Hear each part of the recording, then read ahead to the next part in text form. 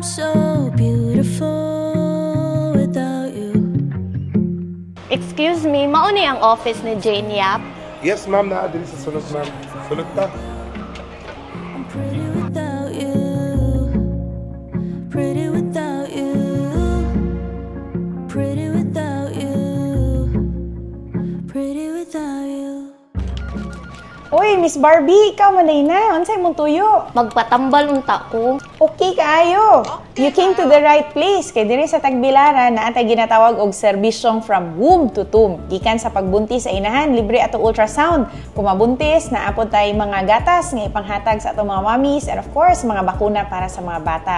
And naapod tay mobile clinic nga galibot-libot karon sa atong mga kabarangayan ug kapurukan sa syudad sa Tagbilaran. Naapod tay gisugdan na karon nga super mega health center. Kinadakuan ni siya nga health center sa syudad sa Tagbilaran o sa probinsya sa Bohol. Kundi mahimong one-stop shop ang atong health facility gikan sa X-ray, CT scan, atong ultrasound ug uban pa mga services medical. Apil na pod ang atong dialysis center para sa atong mga dialysis patient. Very soon, mubarog under the Yap Hala administration. Unsa man ang ako ikatabang nimo, Barbs?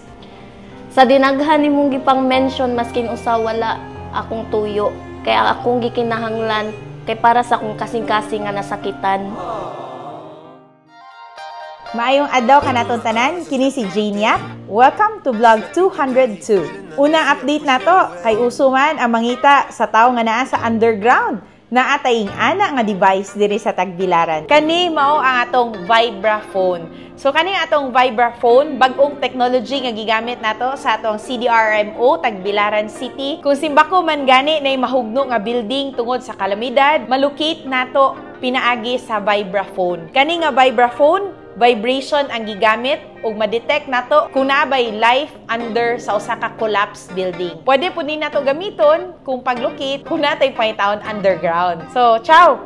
Give us a very brief introduction unsa ang vibraphone. Mo ni ang ato ang vibraphone, so pinaagi sa mga sensors.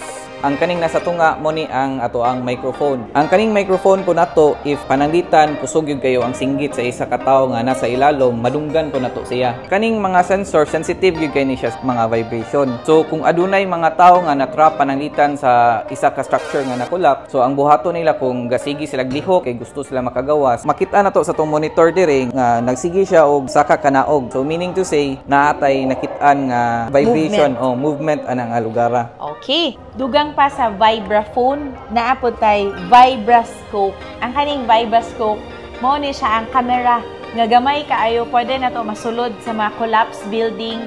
Unya, makita na to ang situation sa sulod.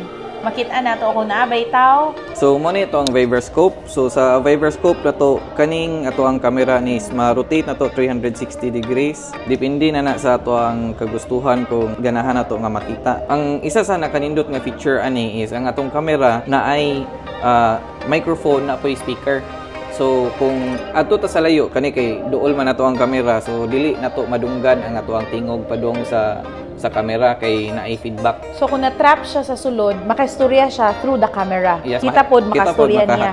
So simbako kung naay yeah, mga instructions nato like kamang dito sa right or stay put or kanang mga breathing exercise until nga ma-rescue siya sa medics, pwede kaayo through the camera ang communication nato. Pwede gud kayo. Ang isa pagyud ani is makapangutan nata og unsay gikinahanglan niya if pananglitan giuhaw siya. So kung may kinanglan kog tubig, so mapadadaan na to siya tubig. Kung na-trap gid sa ilaw nga maglisod pataog buha sa iya. So nakita ninyo ang duha ka high-tech kayo nga equipment sa atong CDRMO Tagbilaran City, ang atong Vibrascope camera with speaker and microphone for rescue operation ug ang atong vibraphone nga ma-detect nato ang vibration maski naa ka sa underground. So, babaya, pagbantay ha, maski naa ka sa underground, di ka makatago nako kay naatay vibraphone and vibrascope sa Tagbilaran City.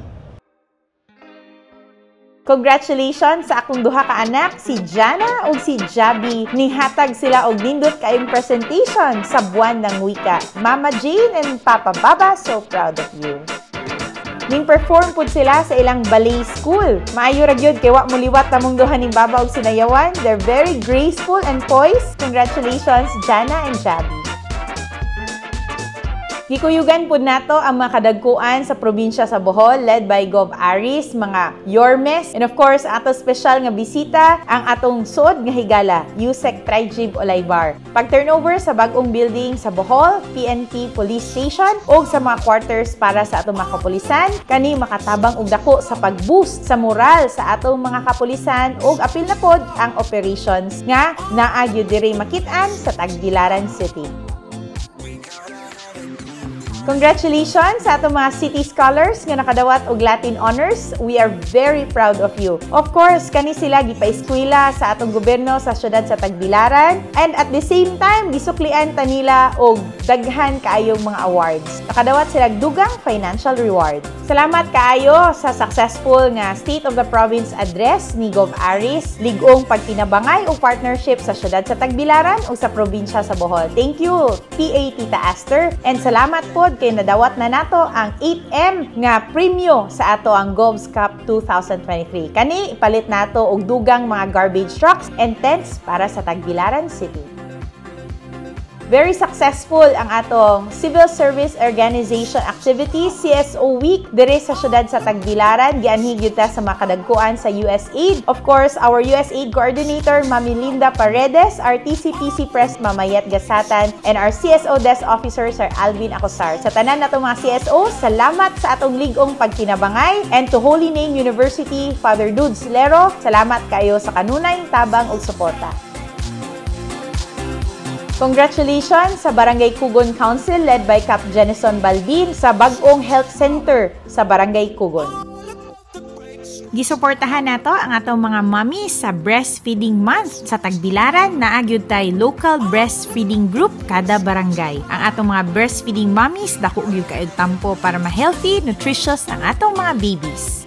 Happy acquaintance party sa mga estudyante sa Tagbilaran City College. And good luck for the school year 2024-2025. Gikuyugan ako ang atong mga estudyante sa Kabawan Elementary School para pa-celebrate sa buwan ng wika. Congratulations mga Ginoo, Ginang at Binibini.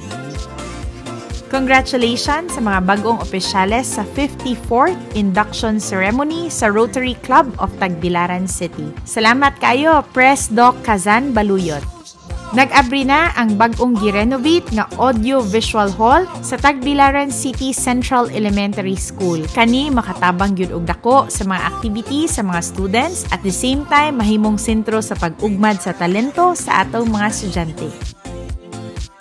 Gisuportahan nato ang family planning seminar sa atong mga BHWs, mommies and daddies dito sa Barangay Poblacion 2. Grabe kaayo ang suporta sa atong Senate Press, Cheese Escudero, kay gabubo gyud siya og pundo para sa syudad sa Tagbilaran. Nag-payout ta in partnership with Sen Cheese Escudero and DSWD diri sa Tagbilaran City. Salamat kayo, Sen Cheese, and regards ko ni Heart Evangelista.